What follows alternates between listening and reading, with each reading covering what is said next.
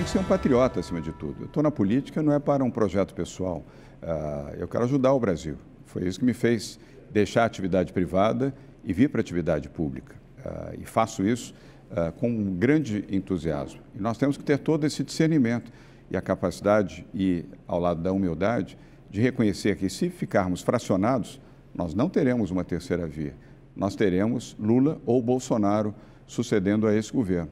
O que seria um desastre. Se o Brasil tiver mais um governo populista, depois de 13 anos de Lula e Dilma e 4 anos de desastre de Bolsonaro, a meu ver, o país não vai resistir. Então, todos nós que somos pré-candidatos, temos que ter a disposição, a humildade de abrirmos mão, se necessário, em torno de um nome que possa ser vencedor. Ainda é cedo, evidente. Na política, outra coisa que a gente aprende, Clarice, é que um dia, uma semana, 10 dias, um mês é uma eternidade. As coisas mudam com muita velocidade na política. Então, há tempo ainda pela frente, mas tem que ter bom senso, equilíbrio, capacidade de diálogo. Quem senta à mesa para buscar apoio tem que sentar com humildade para saber apoiar, se for o caso. Então, nós vamos promover e intensificar essa discussão dentro do centro democrático, entre esses partidos, para poder formar uma composição que tenha força para viabilizar a terceira via. Tradução, possibilidade de abrir mão da candidatura. Eu acho que isso não fragiliza a gente, entendeu? Não estou dizendo que fragiliza, não estou fazendo juízo de valor, só a tradução. Eu não estou dizendo o que você falou, Dora, só estou dizendo porque eu sei que falar sobre abrir mão tenta-se, aqueles que são nossos adversários, concorrentes hoje, dentro das prévias do partido, colocar como se fosse uma fragilidade. Eu acho que a gente não pode ter ideia fixa. Não é, quando a gente está na política, não é sobre nós mesmos. Eu não estou na política pelo que ela possa fazer para mim, para sustentar um projeto pessoal ou uma vaidade. Todos nós somos seres humanos, temos vaidades. Políticos têm um pouquinho mais vaidade do que os outros, é verdade, porque lidam com as suas imagens, com os seus nomes e o seu rosto estampado nas campanhas, mas não pode ser sobre vaidade e sobre projeto pessoal. Se é verdadeiramente sobre uma missão de ajudar o país, a gente tem que ter humildade de reconhecer numa eleição que nós não queremos ir novamente para uma escolha entre PT e Bolsonaro, né, entre Lula e Bolsonaro nas próximas eleições, que eventualmente outro nome possa melhor compor.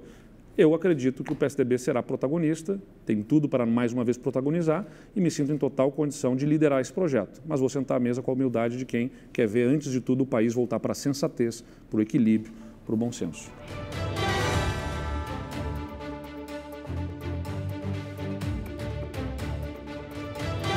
Estamos todos no mesmo partido, portanto, conjugamos o mesmo princípio, estamos na mesma estrada, ainda que em alguns momentos com opiniões distintas. Mas respeito os meus contendores. Fábio, eu sou filho das prévias, você sabe disso. Disputei as 2 únicas prévias que foram realizadas no Brasil, em 2016 e 2018, no PSDB, para a Prefeitura de São Paulo e para o Governo de São Paulo. Não foram prévias fáceis. O seu jornal mesmo, a Folha de São Paulo, em 2016, acreditava que não teria nenhuma chance de vencer as prévias do PSDB. E eu, aliás, entendi isso e nem desrespeitei essa opinião da Folha. Fazia sentido até, dado aquelas circunstâncias onde eu enfrentava André Matarazzo, Bruno Covas, Zé Aníbal e Ricardo Trípoli. Eram 4 candidatos, todos com mandato, todos com boas posições e todos com boa envergadura. Não tinha nenhum candidato nem ruim, nem equivocado. E ainda assim, vencemos as prévias. Depois de vencer as prévias, convidei o Bruno Covas para ser o meu candidato a vice, fizemos chapa pura. Meu partido até não queria chapa pura, entendia que era um erro, um equívoco, que jamais ganharíamos as eleições com chapa pura. E líderes do partido falavam isso, aliás, disseram isso diretamente a mim. Ganhou as prévias, vai perder as eleições, porque com chapa pura não se ganha num estado onde tantas forças políticas, principalmente de esquerda, e Fernando Haddad era o então prefeito da cidade de São Paulo. E Lula não estava preso e Dilma era presidente da República. Pois bem, vencemos as eleições e vencemos no primeiro turno. Em 2018, também não foram prévias fáceis, foram prévias difíceis, bons candidatos. E ainda assim, vencemos as prévias e depois vencemos as eleições. Isso já se extrai um aspecto importante. Prévias somam, prévias agregam, prévias estimulam, prévias fortalecem o debate, prévias fortalecem um candidato que, saindo vencedor das prévias, ele se posiciona bem e melhor, autorizado e fortalecido pelas prévias para dialogar com outros partidos. Eu não posso, Dora, falar sobre se foi do governador, acredito que não, prefiro acreditar que não seja ação direta do governador João Dória, eventualmente alguém que apoia, que é do diretório, quis mostrar serviço e fez algo à revelia do próprio candidato, não sei, eu não vou entrar em especulações do que possa ser. Agora, seguramente, quem tem tanta segurança de uma vitória não precisaria fazer filiação nessa condição extemporânea, já que tem tanta certeza. A verdade é que a simples realização das prévias do PSDB já demonstra que o partido tem disposição de sair da lógica que sempre foi de ungir o candidato que era o governador de São Paulo, né? Quer dizer, se fosse uma candidatura efetivamente competitiva, que tivesse não tivesse a rejeição que apresenta, eu não estou aqui julgando se a rejeição é justa ou injusta, é um fato. Essa rejeição ela se apresenta nas pesquisas, apresenta-se não apenas na pesquisa para a presidência da República, ela apresenta-se na própria avaliação da conduta aqui em São Paulo, do governador. Eu, mais uma vez, insisto, não estou julgando se ela é justa ou injusta. É um fato, ela se apresenta. O PSDB, ao fazer as prévias, demonstra que busca alternativa, porque senão seria ungido o governador de São Paulo, como foi das outras vezes, como candidato à presidência da República.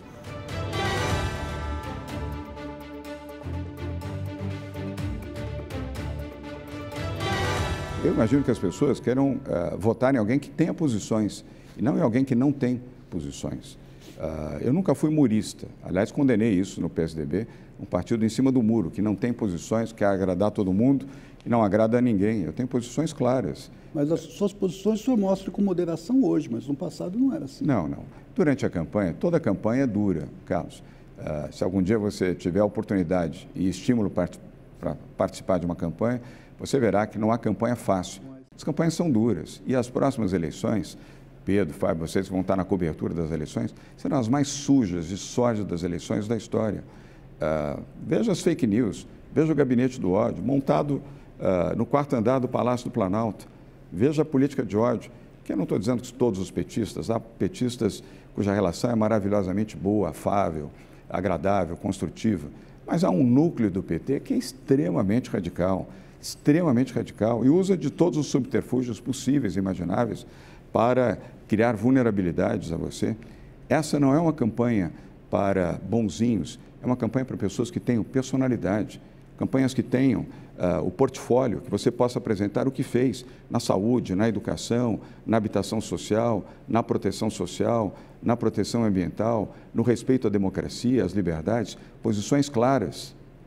E vencidas as eleições, aí sim você pode agrupar, aglutinar, todos aqueles que participaram da campanha, como fizemos aqui em 2016 e 2018. Eu não acredito que 52% dos brasileiros que na pesquisa Datafolha declaram que não votarão nem em Lula nem em Bolsonaro, querem um boneco para a presidência da República. Querem alguém que possa ser instrumentalizado pelos partidos de centro ou que não tenha posição sobre nada. Eles vão valorizar aqueles que possam, ou aquele que possa representar um líder. Os brasileiros querem e vão buscar um líder que pacifique o Brasil, um líder que dê esperança ao Brasil, mas que dê educação, que dê saúde, que dê crescimento econômico, que dê representatividade internacional, que seja respeitado pela população e que tenha posições claras. Na política você precisa ter calma, você não pode ter ansiedade. 8 meses antes das eleições... O senhor não tem medo de morrer na praia? Não. Primeiro, eu não tenho medo de nada. Eu enfrento tudo que for necessário. Mas tenho paciência, tenho resiliência e sei compreender a dinâmica da política e também das pesquisas. Larissa, em 8 meses antes da eleição para a Prefeitura de São Paulo, 8 meses antes, na pesquisa Ibope, eu tinha 1%. Na pesquisa Datafolha... O senhor era desconhecido naquela época, agora o senhor é conhecido no Brasil todo. Eu tinha 3%. Na pesquisa Datafolha e 1% na pesquisa Ibope, 8 meses antes. Nós estamos há 15 meses das eleições presidenciais e nós vencemos com 53% dos votos válidos. Então, tempo ao tempo, tempo aos eleitores. Nós em São Paulo, assim como em vários estados, fizemos aqui a defesa da quarentena, a exigência de uso de máscaras, restrições de horários de funcionamento. Isso, evidentemente, criou um mal-estar na população e criou uma referência. Mas, ao longo do tempo, das próximas semanas, dos próximos meses, Isso vai mudar. Aliás, já está mudando. A nossa aprovação... O senhor acha que a dificuldade tem a ver com uma insatisfação de determinados grupos com as restrições de contenção? Sim, claramente. Aliás, as pesquisas qualitativas que nós realizamos indicam isso com clareza. Então, calma, paz, entendimento. As pesquisas, seja a Datafolha, seja a IPEC, seja a pesquisa Paraná e outras. Acho que temos aí 5, 6 institutos de pesquisas sérios aqui no Brasil que darão oportunidade para que as pessoas possam se manifestar adequadamente e com o seu melhor sentimento. Em política, você não pode ser ansioso, Clarice. Nós dois somos governadores, eu fui prefeito por um mandato inteiro, ele foi por 1 ano e 3 meses, mas foi prefeito também. Temos experiências de gestão para serem apresentadas.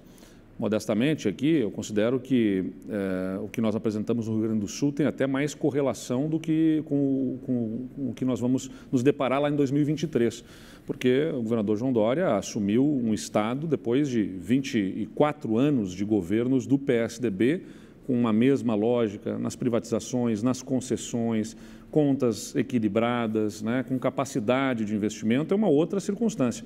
É diferente do Brasil que a gente vai encontrar ali em 2023, um país com um desequilíbrio nas contas públicas, com falta de credibilidade, necessitando ser reconstruído, né, a confiança do ponto de vista econômico, fiscal, político no país, talvez mais parecido com o que eu tive que enfrentar no Rio Grande do Sul, guardadas as proporções, evidentemente.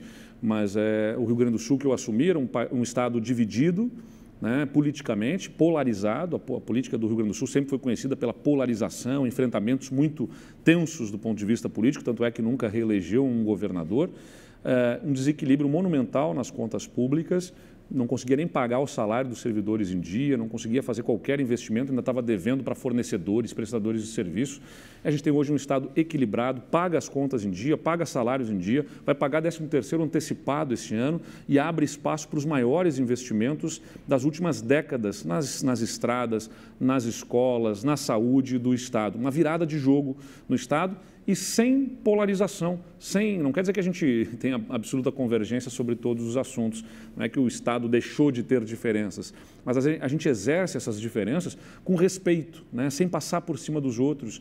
São Paulo também não é o Brasil, ninguém pode avocar o direito de se dizer representante de um país com essa complexidade. Mas a pessoa fala sobre o tamanho da gestão, né, governador? Mas, enfim, como eu disse, São Paulo, que João Dória assumiu em janeiro de 2019, era um Estado arrumado, um Estado organizado, né, fruto de 24 anos de gestão do PSDB, que tinha já vencido o tabu de privatizações, já tinha feito reformas importantes para dentro do governo, de Mário Covas, José Serra, Geraldo Alckmin, que fizeram desse Estado um Estado que é um modelo do ponto de vista de gestão pública. Não é o Brasil que a gente vai assumir lá.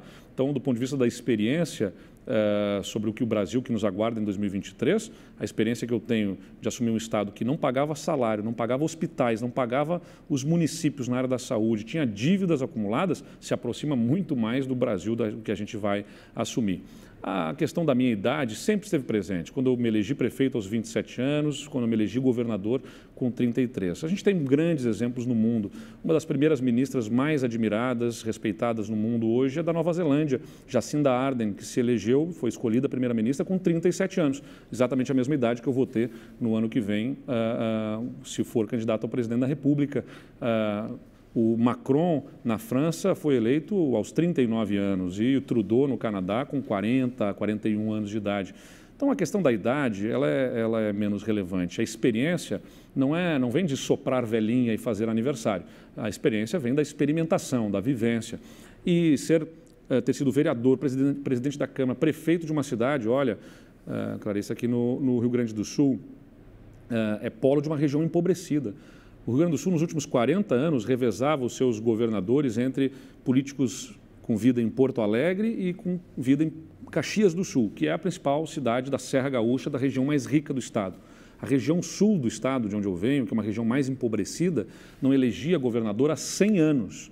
Né? Ninguém entendia que pudesse um governador vir daquela região, ainda mais tendo sido prefeito de uma cidade com pouco recurso e com muita demanda, como é Pelotas. A cidade em que eu governei me deu 90% dos votos para governador. Pelotas deu 90% dos votos, não é pesquisa de opinião para avaliar gestão. 90% da população votou em mim, entendeu o que nós fizemos na cidade, não por ter resolvido todos os problemas, mas por ter apontado um caminho e apresentado soluções para a cidade. Então, eu estou muito seguro da minha capacidade, mas não vou me dizer na capacidade de representar sozinho um país de enorme complexidade. Eu acho que o presidente da República, tanto quanto qualquer governante, precisa ter humildade, né, e ter empatia, se colocar no lugar do outro. Esse Brasil tem, nas suas regiões, enormes complexidades e a gente precisa estar aberto para entender os outros, né?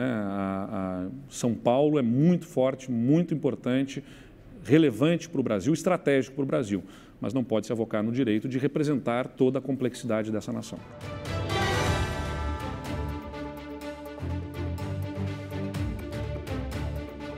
Eu quero registrar que os 7 deputados federais por São Paulo votaram a favor do voto eletrônico e todas as votações bolsonaristas, ou de interesse bolsonarista, não de interesse do país, mas de interesse bolsonarista, ideologia bolsonarista, que aliás foi a referência que você fez na sua pergunta, os deputados de São Paulo votaram contra.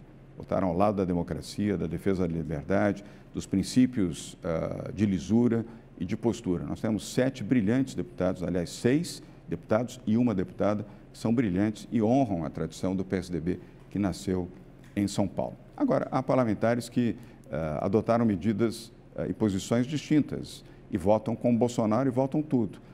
Eu fico triste com isso. Eu preferia ter um partido que tivesse um sentimento melhor. Não um partido com dono. Essa é uma vantagem do PSDB, que não é um partido de dono. Então, onde você não tem dono no partido, é evidente que você tem posições, às vezes, não são absolutamente iguais. Mas em princípios basilares de defesa da democracia, isso, eu diria que deveria ser inegociável. A votação pelo voto impresso não era pelo voto impresso, era contra a democracia. Claramente um atentado, uma afronta contra a democracia brasileira. Aquilo não era uma medida para dizer que o voto impresso era melhor que o voto eletrônico, até porque não é. Há 25 anos que nós elegemos presidentes, governadores, senadores, deputados, prefeitos, pelo voto eletrônico. Nunca houve nenhuma fraude que pudesse ser identificada. Perdão. E o nosso partido fiscalizou e fez auditagem em 2012 e não encontrou nenhuma irregularidade. Portanto, a pauta ali não era a pauta do eletrônico versus o impresso, era proteger a democracia ou afrontar a democracia. E vários parlamentares do PSDB, infelizmente, votaram a favor do voto impresso. Eu quero registrar aqui, não é para fulanizar, mas apenas para registrar, até porque sou jornalista também. O Rio Grande do Sul tem 2 deputados do PSDB. Os 2 deputados do PSDB do Rio Grande do Sul votaram a favor do voto impresso. E, infelizmente, sistematicamente têm votado as pautas bolsonaristas. Assim como deputados de Minas Gerais, com exceção de um, Domingos Sávia, que é brilhante, competente e vice-presidente do PSDB, todos os seus votos ao lado da democracia, ao lado dos pontos que garantem a liberdade, que garantem a isonomia entre poderes e garante principalmente a defesa dos princípios do PSDB. Todos os demais parlamentares de Minas Gerais votam a favor de Bolsonaro, votam pelas pautas bolsonaristas e votam contra mim nas prévias. Portanto, esse é o jogo. Faz parte do processo. Tem gente a favor e tem gente contra. Mas vamos olhar quem é contra. Qual a identidade dessas pessoas que são contra? São aquelas que estão votando com Bolsonaro. E eu me coloco clara e francamente, óbvio, contra Bolsonaro. Isso é uma pauta destruidora do Brasil. Isso é o pior governo da história da República Brasileira. Pior, mas de longe. Além de afrontar a democracia, afronta os princípios básicos da decência, da honestidade, do respeito pela imprensa, do respeito pelas mulheres, do respeito pelas minorias. É um governo intransigente, autoritário, agressivo e que colocou o Brasil na sua pior crise, a pior crise da história institucional, moral, financeira e democrática, desde 1964, é deste governo. Como pode alguém do PSDB votar a favor de um governo que afronta a democracia? Como pode alguém do PSDB ter uma posição como essa? É triste. E eu lamento que isso Mas, governador, muito do que a gente vê no comportamento do presidente Jair Bolsonaro não é de hoje. A gente já via lá atrás, qualquer pessoa que fizesse uma cobertura do Congresso e conversasse com ele com alguma frequência, enxergava esse comportamento nele desde lá de trás. Ainda assim, o senhor apoiou a candidatura do presidente Jair Bolsonaro no segundo turno da eleição presidencial. O senhor votou nele e nos bastidores, claro, embora o senhor diga claramente que votou em Geraldo Alckmin no primeiro turno, o senhor é descrito por aliados dele como um traidor. O senhor já disse que se arrependeu de votar no presidente Jair Bolsonaro. Agora, o senhor se arrepende de não ter trabalhado de fato pela candidatura de Geraldo Alckmin, que talvez isso tivesse feito diferença na corrida presidencial e no desempenho dele dentro do próprio partido? Larissa, eu votei em Geraldo Alckmin no primeiro turno e trabalhei por ele no primeiro turno. A derrota do ex-governador Geraldo Alckmin não foi uma derrota local, foi uma derrota nacional e uma circunstância também da vida. As pessoas ganham, as pessoas perdem. Quero lembrar também que os 3 governadores eleitos pelo PSDB, incluindo Eduardo Leite, a mim mesmo e o governador Reinaldo Azambuja, votaram também em Jair Bolsonaro. Naquele momento, as promessas de Bolsonaro eram para fazer um governo liberal, um governo transformador, convidando Paulo Guedes. Paulo Guedes vinha de uma escola econômica liberal de Chicago. Convidou Sérgio Moro, e aliás utilizou a figura de Sérgio Moro para vencer as eleições como alguém que combateria a corrupção, que apoiaria a Lava Jato. Convidou outros ministros, dos quais 18 já foram demitidos, exatamente, muitos até pediram para ir embora, porque ele não cumpriu o seu compromisso. Aliás, logo no início ele começou a descumprir. Primeiro, para quem durante a campanha defendia a não reeleição, no segundo mês já eleito, defendia a sua própria reeleição. Em 2 meses de governo, perdeu 3 ministros de Estado. Um, inclusive, ficou tão decepcionado, o Gustavo Bebiano, que isso enfraqueceu a ponto de ter perdido a vida. Essa foi uma perda grande que nós tivemos aqui. Pergunte ao general Santa Cruz o que ele acha de Jair Bolsonaro. Ele não só votou em Bolsonaro, como foi ministro de Bolsonaro. Ou pergunte ao Sérgio Moro, como ex-juiz e ex-ministro do presidente Bolsonaro, a opinião dele sobre Bolsonaro. Ou a Luiz Henrique Mandetta, que foi deputado federal, foi um bom ministro da Saúde, mas foi ministro do Bolsonaro, que o defenestrou e o demitiu. Então, o engano não foi meu, o engano foi de milhões de pessoas diante de uma mentira. Bolsonaro foi uma farsa. Agora, eu não tenho compromisso com o erro, Clarice. Agora, quem ainda não se convenceu disso, na opinião do senhor, deveria sair do PSDB, por exemplo, esses bolsonaristas, os parlamentares ou outros integrantes do partido que atualmente ainda endossam o presidente Jair Bolsonaro, na sua opinião, eles deveriam sair do PSDB? Clarissa, o presidente nacional do PSDB, Bruno Araújo, tem sido um bom presidente, tem sido um bom líder. Ele aprovou na executiva do partido que o PSDB é um partido de oposição, não é mais um partido independente. Mas a gente sabe que não é assim que funciona, governador. Lá ainda tem muita gente ajudando o presidente Jair Bolsonaro em Brasília. Eu sou governador de São Paulo, eu não sou presidente do PSDB. Eu respeito as forças e, evidentemente, a estatura do PSDB. O presidente nacional do PSDB, e eu repito, um bom presidente, chama-se Bruno Araújo. Sugiro que vocês convidem o Bruno para vir aqui para perguntar exatamente isso a ele. Por que o PSDB declara ser agora oposição e não mais independência? E por que há ainda deputados que votam com o governo Bolsonaro? O senhor citou dois deputados gaúchos, né, que são, obviamente, ligados... Eu não nominei, eu não quero fulanizar. Mas o senhor citou que são os 2 deputados gaúchos que votaram pelo voto impresso e têm votado em algumas matérias com o Bolsonaro. São 2 deputados... Umas não, em todas. Isso. São 2 deputados, evidentemente, ligados ao governador Eduardo Leite, que atuam, inclusive, como representantes, até porta-vozes dele. Com isso, dá para a gente entender que o governador Eduardo Leite não tem uma oposição firme, como o senhor gostaria que fosse ao Bolsonaro? Bom, essa pode ser a sua posição, Fábio. Eu não estou dizendo isso. E qual a sua posição? A minha, eu sou contra Bolsonaro. Não, porque os dois deputados são deputados ligados ao governador Eduardo Leite, né? Isso significa que o Eduardo Leite deveria, talvez, agir com mais ênfase junto a esses deputados, por exemplo, para que mudasse de posição? Fábio, essa é uma boa pergunta para você fazer ao Eduardo Leite. O que eu quero dizer é que os 7 deputados federais, Carlos, de São Paulo, só para concluir, os 7 parlamentares de São Paulo votam contra o Bolsonaro, contra as pautas bolsonaristas, não votam contra o Brasil. Pode haver aqui acolá alguma pauta de interesse e, obviamente, eles não serão contrários a isso. Mas o governador de São Paulo e os 7 deputados federais do PSDB de São Paulo se posicionam claramente como opositores ao governo fascista, autoritário e negacionista de Bolsonaro. Não é o que acontece no Rio Grande do Sul e nem em Minas Gerais, com exceção do deputado Domingos Salles.